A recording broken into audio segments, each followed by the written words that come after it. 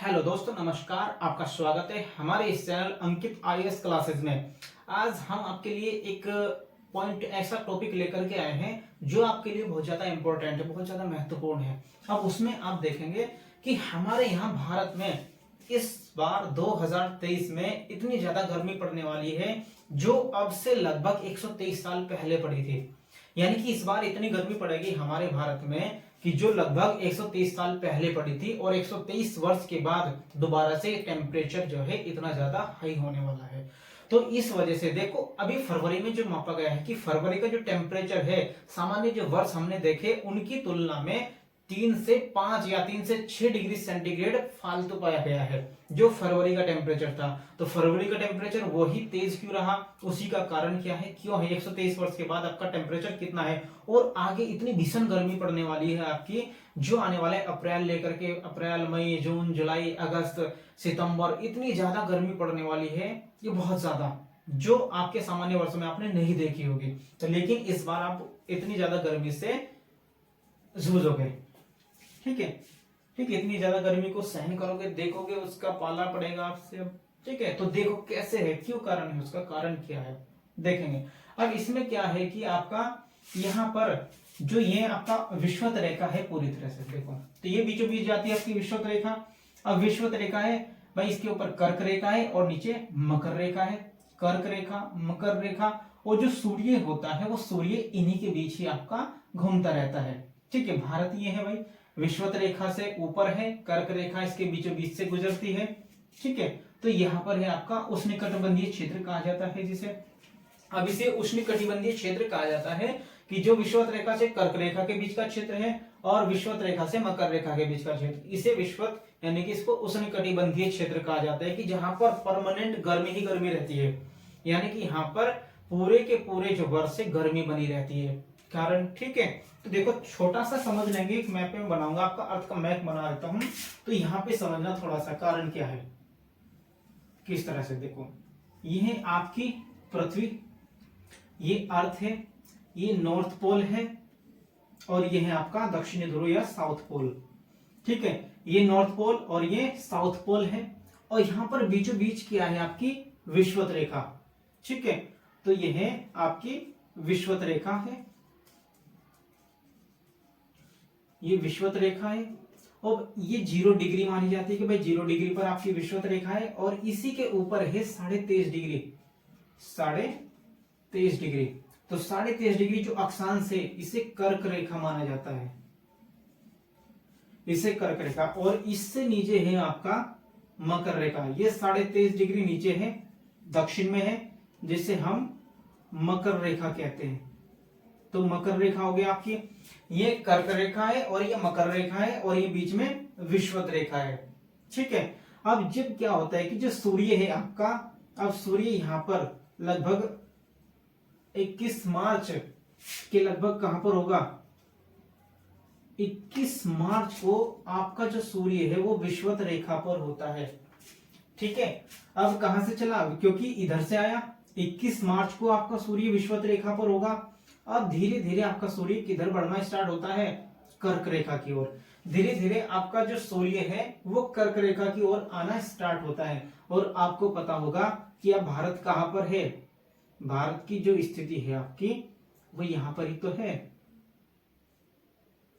ये रही, ये बीचों बीच गुजरती है कर्क रेखा, भारत के बीचों बीच से कर्क रेखा गुजरती है। और अब आपका सूर्य 21 मार्च से आपके नजदीक आता शुरू हो जाएगा, तभी तो आपके यहाँ पर गर्मी होगी।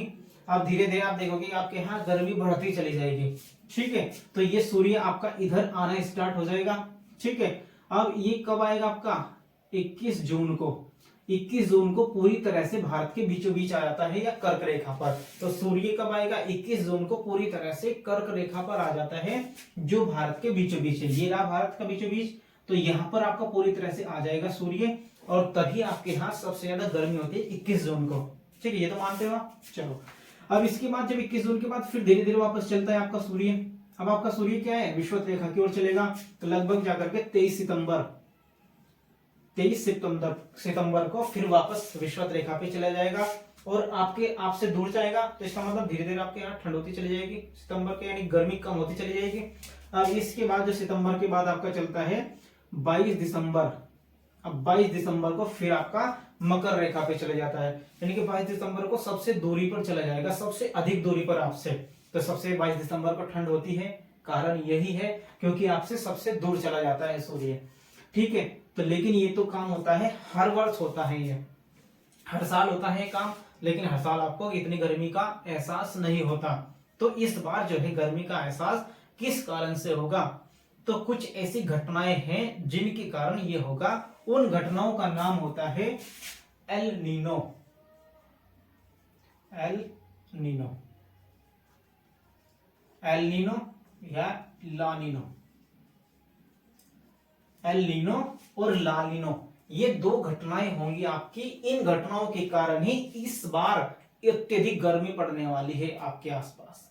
ठीक है, तो वो कारण क्या है, तो वो ऐसे पड़ेगा कि जैसे आपका यहां पर देख रहे हो आप, ये ऑस्ट्रेलिया है और इधर प्रशांत महासागर और ये भारत है। तो यहाँ पर जो है आपकी बीचों बीच कुछ व्यापारिक पौने चलती है विषुवत रेखा के आसपास। जब आपने पढ़ा होगा, जिसने भी हमने जो पढ़ाया था, तो उसमें आपको पता है कि आपकी व्यापारिक पौने चलती है यहाँ पर। ठीक है, व्यापारिक पौने ऐसे चलती है, ठीक है, विषुवत रेखा की ओर। तो जब विषुवत रेखा की ओर ऐसी व्यापारिक पौने चलती हैं और जब ये अत्यधिक हाई हो जाती है और यहाँ पर विषुवत रेखा के आसपास जो पानी होता है वो गर्म होता है, तो यहाँ पर जो पानी होगा वो गर्म होगा और वो पानी जो हवाएं चलती है वो इधर को चलती है। यहाँ पर गर्म पानी होगा और आपकी हवाएं होंगी, तो हवाएं उस पानी को इधर की ओर धकेल देती है, गर्म पानी को। जब हवाएं गर्म पानी को इधर की ओर धकेल देंगे तो उसके कारण क्या होता है, आपका यहाँ पर मानसून आएगा। तो ऑस्ट्रेलिया वाला क्षेत्र है, तो यहाँ पर इस समय पर मानसून आता है। जब मानसून आया तो उसके कारण क्या होता है कि जब यहाँ पर तो अत्यधिक तापमान हो जाएगा, तो तापमान होने के कारण क्या होगा, तो उसकी जो हीट वेव चलती है, तो वो हीट वेव कहां तक पहुंच जाती है, रफ्तार के साथ वो भारत के आसपास तक पहुंचने लगती है। तो इस बार क्या घटना हो रही है, एल नीनो की घटना हो रही है, जिसके कारण जो आपकी हीट वेव है वो हीट वेव यहां से बढ़कर के इधर की ओर आ रही है और उन्हीं हीट वेव के कारण जो गर्मी का एहसास होगा आपके पूरे इस क्षेत्र में होने वाला है। तो इसी कारण से वो हीट वेव चल रही है और आपकी धीरे धीरे गर्मी बहुत तेजी के साथ बढ़ती जा रही है। तो मेन कारण क्या हुआ, एल नीनो और ला नीनो की घटना।